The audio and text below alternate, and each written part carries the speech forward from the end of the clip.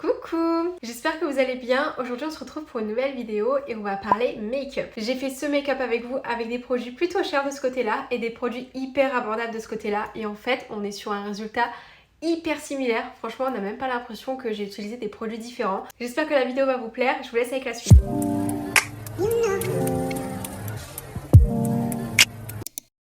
Pour le côté cher, on a la base de chez NARS. Il me semble que cette base, elle a un fini hyper glowy, je sais plus. C'est vrai que moi, je mets très rarement des bases parce que c'est vrai que je me fais toujours une bonne skincare avant. Mais on est sur un résultat trop joli parce que moi, j'aime trop tout ce qui est glowy. Pour le côté pas cher, on part sur la base de chez Essence que j'ai eu dans le calendrier de l'Avent. Donc du coup, c'est la première fois que je teste cette base. En vrai, elle est hyper rafraîchissante, c'est super agréable. Au niveau du glow, on est beaucoup plus glowy de ce côté que de ce côté, mais en vrai, ça fait plutôt l'affaire, je trouve. Ensuite, pour le côté cher, pour le fond de teint, on va utiliser le fond de teint de chez Shiseido, qui est mon préféré. De base, j'utilise tous les jours. J'aime trop ce fond de teint parce qu'il a un côté hyper naturel, donc ça va pas venir camoufler vos imperfections, mais ça va vraiment venir uniformiser votre teint. Donc moi j'aime trop. Regardez la différence entre ce côté et ce côté. C'est flagrant. Pour le côté pas cher, on va utiliser le Magic Filter de chez Essence, qui a un résultat un peu similaire au Charlotte Tilbury. Donc je vais l'appliquer au doigt parce que sinon ça va se mélanger avec mon pinceau et comme j'ai pas lavé mes pinceaux, c'est pas top. En vrai, pour l'instant, je pense qu'on est plutôt pas mal. C'est beaucoup plus camouflé de ce côté que de ce côté, mais en vrai, je trouve que le résultat il est beaucoup plus similaire que ce que je pensais. Ensuite, j'ai pas de cerne, mais on va quand même faire le full face jusqu'au bout. Donc je vais utiliser l'anti-cerne de chez Giorgio Armani pour le côté cher. Donc je vais venir en appliquer ici, et souvent je n'applique au niveau de mes imperfections ici. Et pour le côté pas cher, je vais utiliser l'anti-cerne de chez Maybelline que j'utilise tout le temps. On est vraiment sur la même chose. Genre j'ai pas l'impression qu'un côté soit plus camouflé que l'autre. Et j'ai pas l'impression d'avoir même une différence de teinte. Donc en vrai, c'est trop bien. Pour le côté pas cher, je vais utiliser le bronzer en stick comme ça de chez Essence, qui est plutôt bien pour son prix. Franchement, ça fait grave l'affaire. Et pour le côté cher, je vais utiliser l'enlumineur Touch Éclat de chez Yves Saint Laurent, qui peut s'utiliser en guise de bronzer avec une teinte plus foncée. J'avais fait une vidéo là-dessus il y a très longtemps. On sera pas sur le même rendu, mais en vrai, ça fait quand même l'affaire. Pour le bronzer de chez Essence, il s'estompe vraiment tout seul. Ça fait pas de démarcation, etc. Et pour le Yves Saint Laurent, du coup, il fait un peu plus orange. Je trouve que le côté le plus naturel, c'est vraiment le côté pas cher. Et même le rendu, je préfère quand même de ce côté-là. C'est pas du tout la même chose. On est un peu plus orange de ce côté que de ce côté. Pour le blush liquide côté cher, je vais utiliser le Yves Saint Laurent Beauté en teinte 44. C'est vraiment des blushs que j'utilise quasiment tous les jours parce que franchement je les aime trop, ils sont hyper faciles à estomper, les teintes elles sont trop jolies, donc franchement j'aime trop. Et pour le côté pas cher, je vais utiliser le blush en stick comme ça de chez Essence, qui celui-ci s'adapte au pH de la peau, et vous allez voir que celui-ci on peut même l'estomper au doigt sans même que ça dépasse la matière en dessous, et franchement le résultat il est hyper naturel, j'aime trop.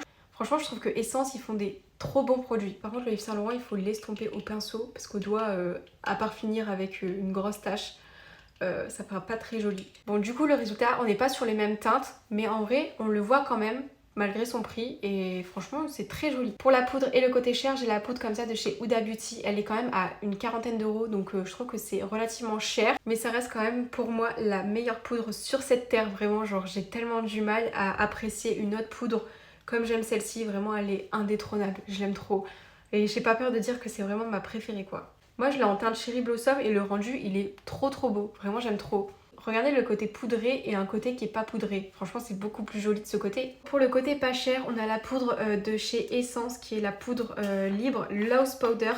Je l'aime bien hein, celle-ci, mais elle est hyper jaune. Vous allez voir le rendu, franchement c'est pas très joli.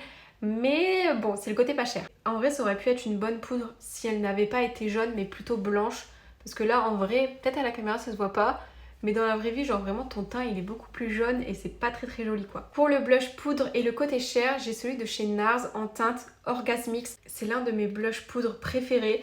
Franchement je l'aime trop, il est hyper pigmenté, regardez-moi ça, c'est trop beau. Et pour le côté pas cher, on a celui de chez NYX et franchement c'est la même couleur, même pigmentation, même rendu, rien à dire. Pour l'highlighter et le côté pas cher, on a celui de chez Action. Alors franchement je ne sais pas du tout combien il coûte celui-ci parce que je l'ai eu dans le calendrier de l'Avent.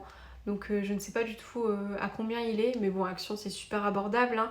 C'est juste que bon, on le voit pas vraiment quoi, la pigmentation c'est pas trop ça, on a connu mieux.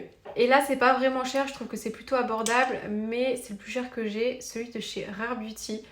Et au niveau de la pigmentation, on n'est pas du tout sur du action là. Franchement, le rendu il est juste dingue. Franchement, à chaque fois vous me demandez quel highlighter je mets, bah c'est celui-là. Celui de chez Rare Beauty, il est trop beau.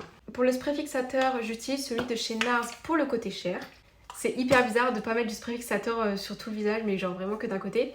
Et pour le côté pas cher, on a celui de chez Maybelline qui est vraiment top.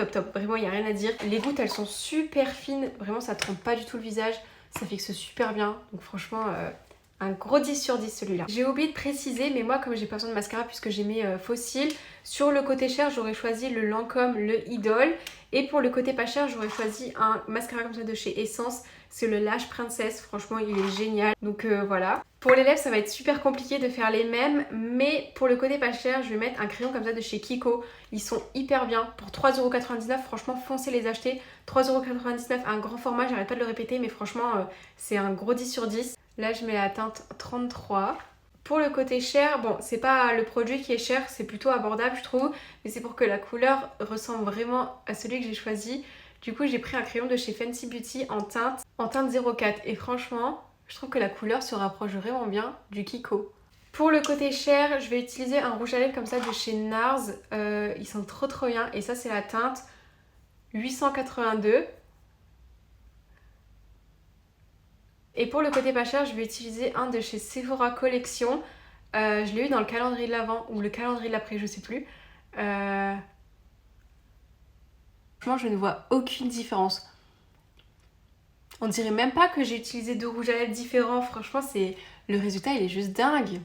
Pour le côté pas cher, je vais utiliser un gloss de chez Kiko en teinte 31.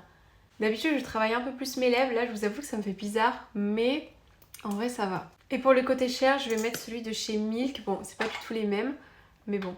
Les nouveaux de chez Milk, comme ça, ils sont trop bien, mais genre t'as envie de les manger tellement ça sent genre la gourmandise, genre ça sent la madeleine, ça sent trop bon. Donc voilà. Et en vrai, on a réussi à faire le même make-up, mais pas avec le même prix. Je suis choquée, vraiment. J'ai fini le make-up. En vrai, je suis tellement contente parce que j'ai utilisé vraiment des produits hyper différents, mais franchement, on est sur un même résultat. Donc comme quoi, le prix, encore une fois, ça ne veut rien dire.